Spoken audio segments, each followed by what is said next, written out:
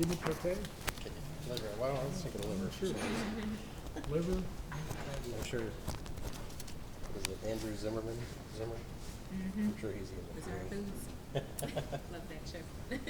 Okay. This is kidney, intact kidney here.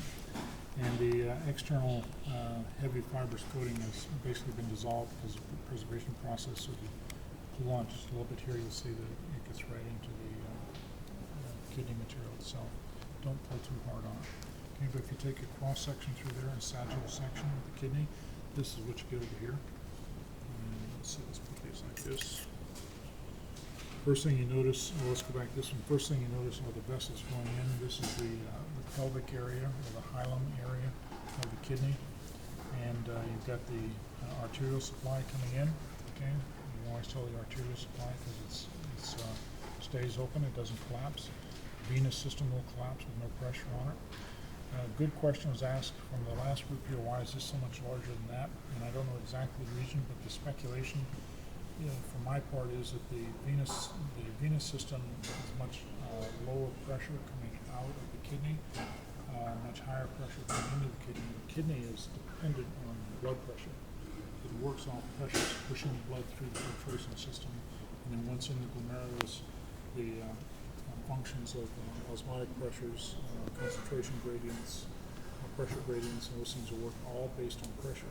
So the blood coming in is going to be under great pressure. The volume obviously coming out is going to be the same, but it's going to be under much lower pressure. So I imagine it's probably got a much smaller, much larger venous return than arterial supply. And this is the ureter right here coming out, okay, headed on down to the bladder. Okay.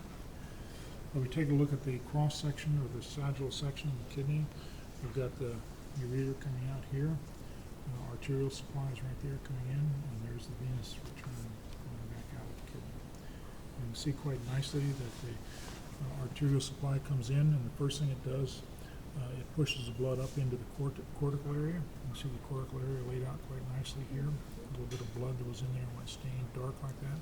But the most external portion is the cortical layer. Then the center portion is the medullary area of the kidney. The blood gets pushed into the cortical area, and then it goes through the first cortical nephron that we talked about in there, as part of the filtration system. It goes through there, and some of it's going to go right into the collecting tubule. Some of the fluid is going to go on to the lower level in the juxtamedullary nephron. And the juxtamedullary and the cortical eventually concentrate the urine into the collecting tubules. The collecting tubules constantly drop down, and this is a pyramid here, okay, a functional unit of the kidney. You see it right there. The end part of it right here is a minor calyx. You see it right there. On this side, it's over here. There's a minor calyx there. The pyramid is draining from there. All the collecting tubules and the urine that's going to come in is going to be not concentrated, but consolidated into that funnel, if you will. Here's another minor calyx right here, okay, where a medullary pyramid is concentrating its urine in that area, and then it comes down through major calyx here.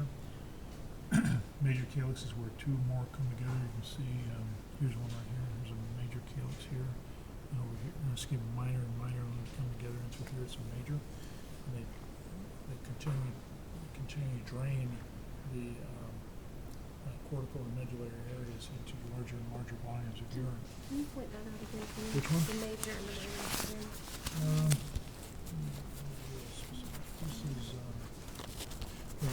This is a minor here. So you can see it. You can see it quite nicely. The end of the pyramid, the apex of the pyramid, is right here. Okay, so the area below that, all the collecting tubules are going to be coming down in that area. So that's one pyramid right there draining into that. So here's another one over here. All right, so where those two come together in this area right through here, this would be a major calyx. Right, so you got where calyx drains from one pyramid is a minor, where it drains two is major. As you continue on out here, then it becomes, this is the renal pelvis, and that's where the calyxes end and the ureter begins.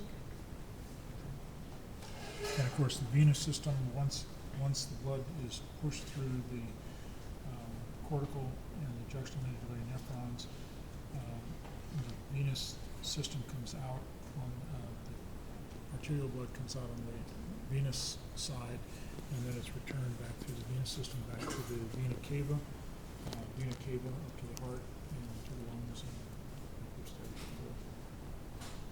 Okay. On this side, you can see very nicely the pyramids. There's a pyramid there. There's a pyramid there. There's another pyramid here. This is probably a minor calyx right here, probably a minor calyx, major calyx in through there. It's kind of hard to tell those, but you can see very nicely the organization of each of the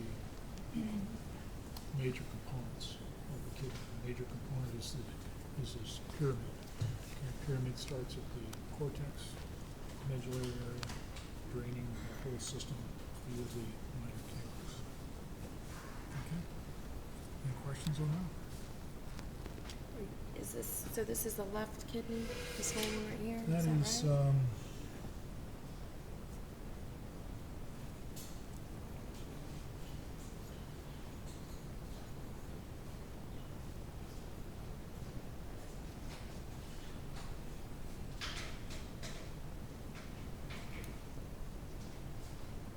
I'm not sure which one it is. I think it's going to be a left, yes. You've got the arterial supply is superficial. This is deep, and then this is usually inferior, but I think it may be just displaced. The arterial supply relative to the venous supply, this is appropriate for our left kidney. Well, we have to distinguish left and right on the article. Okay, kidney is going to empty through, is going to take the urine out in the ureter, and the ureter is going to go into the bladder. This is a bladder that we have opened up, cut a transverse section through it. This is how it sits anatomically in me. Okay, this is the bladder itself. About half the bladder is there. This is the prostate gland here. This is where the penis was attached. So this is spongy urethra right through there. There's a little bit of penis on the end of it. All this is prostate gland, and when you palpate this, palpate the thickness of this muscle wall compared to this one. This is much thinner over here. What you can see is, open this up and look inside. You can see where the bladder drains and the prostate urethra begins. You really can't see where it begins, but if you look down in there, you can see where everything is pulling down to one point. And that's going to be around that point is going to be where the internal sphincter is. Okay. If you look at this is how it sits in me. Okay, you turn it over, look at the inferior surface. Here are your seminal vesicles and your vas deferens. We'll talk much more about those next week when we're talking about the reproductive system. But superior to those, okay, is where the ureters come in. Here's the left ureter, and here's the right ureter right here. Notice that they come in relatively low on the bladder. If a third of the bladder is missing here, they come in clear down here like the most inferior third of it. And that's because the bladder fills up from inferior to superior. It fills up, and as soon as the bladder is full with approximately 200 milliliters, it begins to distend. It distends itself, and there's a little bit of seepage from the internal sphincter to the external sphincter, and we don't have any control over the internal sphincter. We have semi-control over it. But when the external sphincter becomes stimulated, that's when you feel urgency, and you start looking for a place to void your bladder. Okay. I think that's all we've got I here. have a question. Mm-hmm. So is this where, like, you find the kidney stones in the You ureter? can or find them any place. anywhere? They can be Okay. up in the kidney, they can be up and through here. They're going to be in the minor and major calyxes or in the renal area here because the kidney stones are salt concentrations, salt elements that are beginning to concentrate, and they're going to be at the earliest. I think they can be up higher though too, if I remember. So they may be in some of the lower parts of the collecting tubes. but most of them, they can Are be in gonna the be kidney out. themselves, or they'll be in the ureter. They can be here, they can be in the bladder, they can be in any part of the urethra. They can be in the prosthetic urethra or the spongy urethra as well. And how long are the ureters usually? How long? They're, like- well, this bladder is sitting down here in the, sitting right just above my pelvic bone. You know, the pelvis comes across here, it's sitting Mhm. just a little inferior to the pelvic bone. And my kidneys are Kidneys are sitting right up there, here. so it's, It's 12 18 inches, inches, 12, 18 inches long. So that Wow. whole thing could be kidney stones. Wow. So you could be you could be like backed up then. Oh, yeah. Oh my gosh. Well, you just need one to block it. Yeah. Back it up. Yeah. A large enough diameter can block it. And then you could have several like on top of each other. Wow. The, so on prostate cancer, when they remove, Mm-hmm. are they just basically peeling that away from the ureter, or the urethra? The Yes. spongy urethra, Yes. or, Yeah. and, There's not too much removal anymore. Most of them have very good, prostate cancer is, one of the, I think the cancer they're having the most success with. What they do is they put radioactive pellets in the prostate, leave it in there for a while, it decays, and it irradiates what's in there, and it stays there as a Protecting? protection almost. Right. Wow. I don't know if they're going to take them out or not. Question.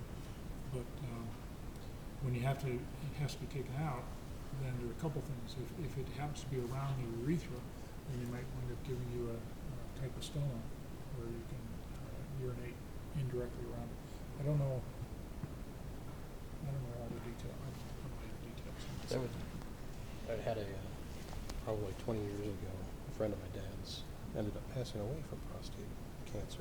Oh, But yeah. when he was going through it, and when he had gone through it, he was still playing tennis. He was funny Mhm. gentleman and crude.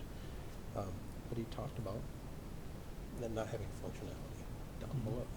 And is it because of everything that is Functionality with regard to sex? erection? Yeah. Yeah. Is it because of the muscles that are all kind of tied to and around the prostate? The That's why, prostate- or are they the snipping a nerve? No, Potentially. they probably didn't cut the nerve. The prostate is involved in the ejaculation. It's the primary muscle involved in ejaculation. If the prostate's removed, there's still some form of ejaculation to take place, but it's not the complete full ejaculation, because the prostate is the muscle that does that ejaculation. And then I'm sure if you got a cancer, you have various portions, basically portions of it that you kill off. That's how you kill a cancer, is you get right up to being dead, and then you back off from there. And that's basically what they do. So I'm sure there are portions of the prostate that are probably going to be non-functional. But somebody else asked that, and I just don't have the experience with it. I don't know. But after radioactive treatment, I would imagine that there's not as much ejaculate. There's not as strong an ejaculation as we would before. Should not affect sperm count, should not affect semen, should not affect any of the sensation that goes along with it. But my guess is it'll probably be minimal ejaculation. Right. Strength, but power. 20 years ago, they didn't know as much Yeah. then. Oh, so yeah. Oh, yeah. they I were mean, like, let's get rid of it. On one hand, it's easy to say, you wish that this happened Yeah. to him 20 years later, but Sure. on the other hand, science is like that. This is also a male bladder. This one, we've taken a section through the prostate here, so you can see what a prostatic urethra looks like. You can also open this up and see much clearer how the most inferior portion of the bladder looks like. That's obviously the bottom portion right there, the most inferior portion, and the muscle surrounding it's going to be the sphincter. And then also on the inferior side, this is how it sits. Okay, prostate down there, and the bladder's superior. If you look at the inferior section, once again, you've got the seminal vesicles and the vas deferens here, seminal vesicle and vas deferens here, and then here's the right ureter coming down and the left ureter coming down. So this one's a much less dense material. To be older. Probably, I think probably so. This is probably a younger, a little bit healthier situation. But as you can palpate, when you palpate here, this is very, very thin, maybe a quarter inch. This one's probably close to half an inch in some places, thickness. Much heavier, much more distension available with this bladder than this one. So, those are the primary things with regard to the urinary system, the urinalysis. We'll do a little more detail when we get the next week, not next week, but the week after that when we do reproduction. I have a question real quick. Mhm. Is it possible, like at all, like for your bladder to explode from too much urine, or would you just like lose would you have like incontinence? I think the incontinence would happen first.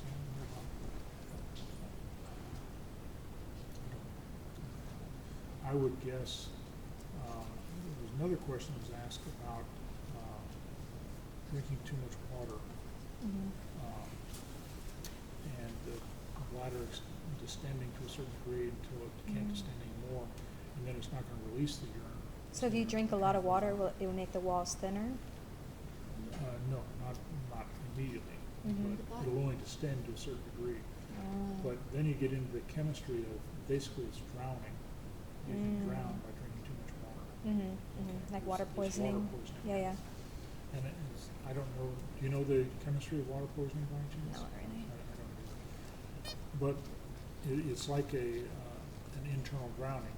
Mm. You've taken in so much water and your body can't get rid of it.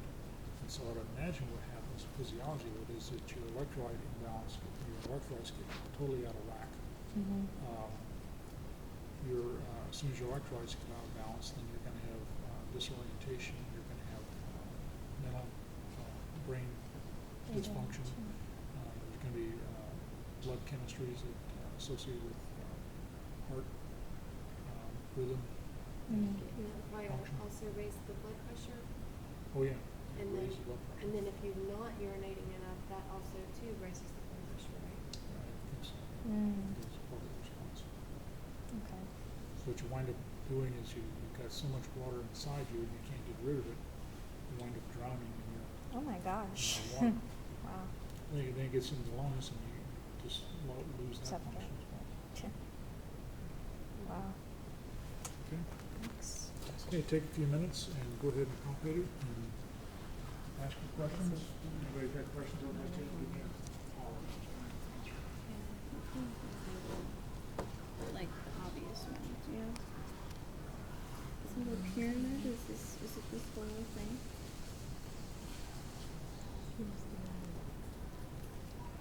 It's the ureter. Thank you. Or is this area? This is the Or vas, whole- the pyramid? whatchamacallit, I think that's for the what male. you just described. Deferens. Yeah. And I know these are little ureters. These are like this and this. This one's so weird. Yeah. Almost look like, This one's more solid. Mm-hmm. You thought it looked like ginkgo. Yeah. Doesn't quite look like that here. Somewhere in This this, is for some the reason this reminds me of like the stomach of like a Aorta lobster. or arterial. Like the artery. legs have been It's the chopped off. arteries. Or octopus or something. Yeah, it looks like Vein like that's maybe a on the plate. bug or some kind of Ureter. alien. Doesn't look like Oh, a like, human. Region.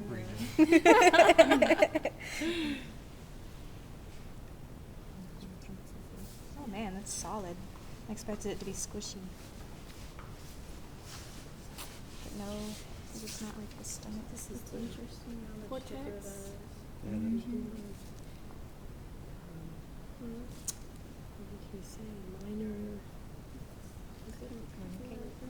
there's So the top are the ureter. Or Yeah, ureters. ureters. Let's see this thing. seminal It's like vesicles. a mini lung. Yeah, no, it is.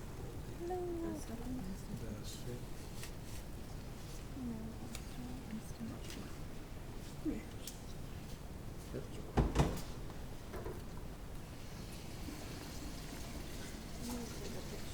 It's like a seashell.